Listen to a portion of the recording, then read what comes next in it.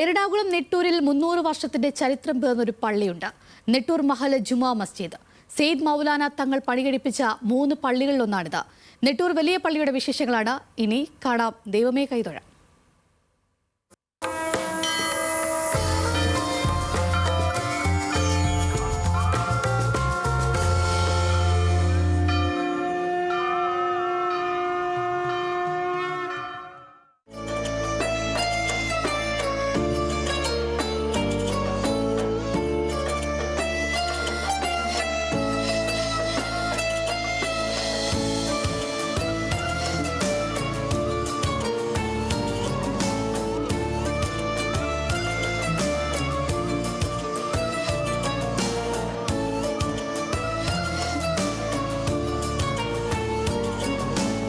എറണാകുളം ചേർത്തല റൂട്ടിലാണ് 2.5 ഏക്കറോളം വരുന്ന ഭൂമിയിൽ നെട്ടൂർ മഹൽ ജുമുഅ മസ്ജിദ് സ്ഥിതി ചെയ്യുന്നത്.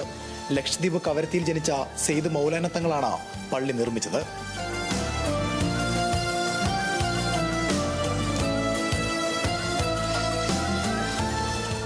ലക്ഷദ്വീപ് കവരത്തിയിൽ നിന്ന് കേരളത്തിൽ ദീനി പ്രബോധനവുമായി വന്നെത്തിയ ബഹുമാനപ്പെട്ട മൗലാന തങ്ങൾ കേരളത്തിൽ ഏകദേശം 3 പള്ളികളോളം പണിയുകയും കൊച്ചിയിലുള്ള ചെമ്പിട്ടപ്പള്ളിയും വടുതലയിലുള്ള കാട്ടൂർ ജുമാ മസ്ജിദും അതുപോലെ നെട്ടൂർ മഹലുമാണ് ബഹുമാനപ്പെട്ടവർ പണിതത്. നെട്ടൂർ മഹലിനെ സംബന്ധിച്ചിടത്തോളം കേരളത്തിലെ പുരാതനമായ മഹൽ എന്നതിലുപരി 3000-ഓളം കുടുംബാംഗങ്ങൾ വസിക്കുന്ന ഒരു മഹലാണ്. ഒരുപാട് ദീനി പ്രബോധനം മഹലിൻ്റെ കീഴിൽ നടക്കുന്നുണ്ട്.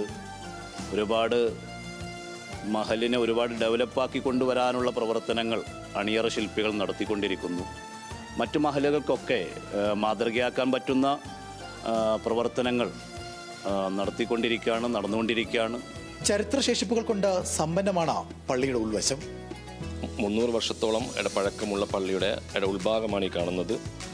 ഈ എൻ്റെ തൊട്ട് പിന്നിലായിട്ടുള്ളത് എല്ലാ വെള്ളിയാഴ്ചകളിലും അതുപോലെ തന്നെ ഈ പെരുന്നാൾ ദിനങ്ങളിലുമൊക്കെ മഹലിലെ ഇമാമ് അല്ലെങ്കിൽ ഖത്തീബ് അറബിയിലുള്ള പ്രസംഗം, അതായത് ഖുതുബ പ്രസംഗം നടത്താൻ വേണ്ടി കയറി നിൽക്കുന്ന മിമ്പറാണ് എൻ്റെ തൊട്ട് പിന്നിലുള്ളത്.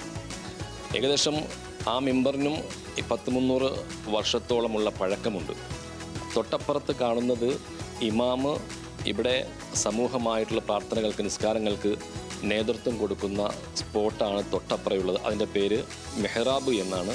അതും ഈ പറഞ്ഞ പോലെ 300 വർഷത്തോളം പഴക്കമുള്ള സ്പോട്ടാണത്. ഈ മെഹ്റാബിൽ നിന്നുകൊണ്ട് ഇമാമ് നിസ്കാരങ്ങൾക്ക് നേതൃത്വം കൊടുക്കുമ്പോഴാണ് ഈ മഹലിലെയും മറ്റു മഹലുകളിലേക്കും നിസ്കാരത്തിന് വേണ്ടി വരുന്ന ആളുകൾ ആ ഇമാമിൻ്റെ പിന്നിലായിട്ട് അണിനിരക്കുന്നത്. വാസ്തുവിദ്യയുടെയും പരമ്പരാഗത രീതികളുടെയും ശേഷിപ്പുകളും പള്ളിയെ മനോഹരമാക്കുന്നു. അന്നത്തെ കാലഘട്ടത്തിൽ ഉച്ചഭാഷണി ഉണ്ടായിരുന്നില്ല. ബാങ്ക് കൊടുക്കുന്നതിന് വേണ്ടി പള്ളിയുടെ മുകളിലത്തെ നില, അതായത് ഈ ഭാഗത്ത് വന്ന് നിന്നുകൊണ്ട് ഇവിടെ തുറന്നുകൊണ്ട് ഇതിലേക്ക് കൂടിയാണ് ബാങ്ക് കൊടുത്തിരുന്നത്. അന്ന് ഇത്രയും വീടുകളോ കുടുംബങ്ങളോ ഉണ്ടായിരുന്നില്ല. ഏതാണ്ട് ഇവിടെ ബാങ്ക് കൊടുത്തു കഴിഞ്ഞാൽ എത്രയോ മൈലുകൾക്ക് അപ്പുറം കേൾക്കാം എന്നുള്ളതാണ് പറയുന്നത്. അതിൻ്റെ അടിസ്ഥാനത്തിൽ ആളുകൾ നമസ്കരിക്കാൻ വരുന്നു. ഈ മരത്തെ സംബന്ധിച്ചിടത്തോളം അന്ന് പല സ്ഥലങ്ങളിൽ നിന്നും ഇതിൻ്റെ മെയിൻ്റനൻസിന് വേണ്ടി ആളുകൾ വന്നിട്ട് അത് ചെയ്യാൻ സാധിക്കില്ല. കാരണം അത്രയ്ക്ക് വളരെ വാസ്തുവിദ്യ ഭംഗിയായിട്ട് ചെയ്തൊരു പള്ളിയാണിത്. അത് പല ആളുകൾ ഇതിന് ശേഷം, അതായത് പഠിക്കുന്ന വിദ്യാർത്ഥികൾ പോലും ഇവിടെ വന്ന് നോക്കിയിട്ടുണ്ട് ഇതിങ്ങനെ ചെയ്തു എന്നുള്ളത്.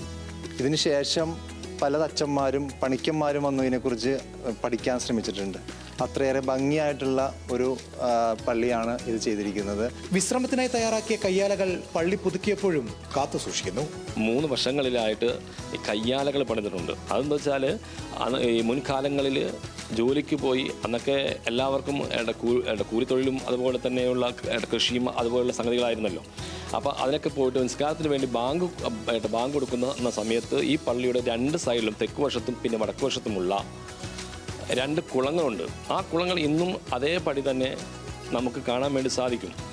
ആ കുളത്തിൽ പോയി അംഗശുദ്ധി വരുത്തി നിസ്കാരം കഴിഞ്ഞതിന് ശേഷം ഒന്ന് വിശ്രമിക്കാൻ വേണ്ടിയാണ് മുൻകാലങ്ങളിൽ ഉള്ള ആളുകൾക്ക് വേണ്ടി ആ സയ്യിദ് മൗലവി ബുഖാരി തങ്ങൾ ഈ കയ്യാലകൾ 3 ഭാഗത്തായിട്ട് പണിതിരിക്കുന്നത്.